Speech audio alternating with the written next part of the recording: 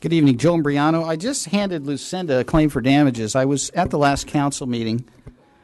On December 28th, my son was riding with his friend in his car, and the police illegally towed his car, and his Christmas money was stolen out of the car. So I've submitted my form for damages to the city clerk. I don't know if it was the police department that stole that money or if it was the towing company that stole that money.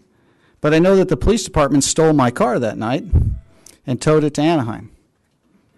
And they didn't have a right to do that. So I want my son's Christmas money back. So I'm going through the procedure to get it returned to our family.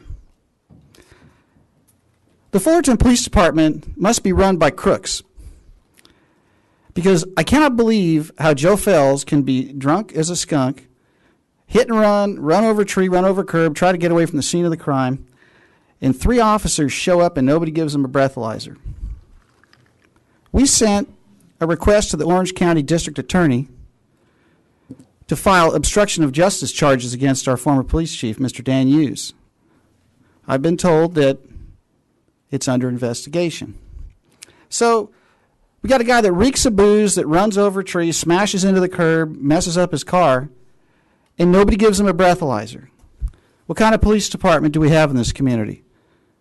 What kind of police department sits in front of the city council and puts on this dog and pony show with a mad award ceremony, and yet we give the city manager a ride home by the police? I wonder if they impounded his car. I didn't know anything about that.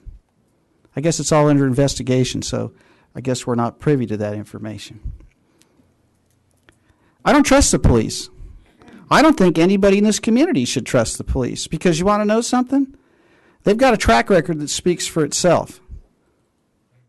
Ladies and gentlemen, when there is no justice for those who are murdered on television in front of the entire world, and yet we have somebody that clearly broke the law that night and is protected by the one who is put in charge for $250,000 a year out of our tax money to make sure that justice is administered and the law is followed. That's a joke. And it's actually a criminal matter, because I believe what happened that night should put Dan Hughes in jail. And I don't know how Dan Hughes can be the vice president of security for Disneyland Resorts when he's engaging in this kind of behavior in his position with the city of Fullerton.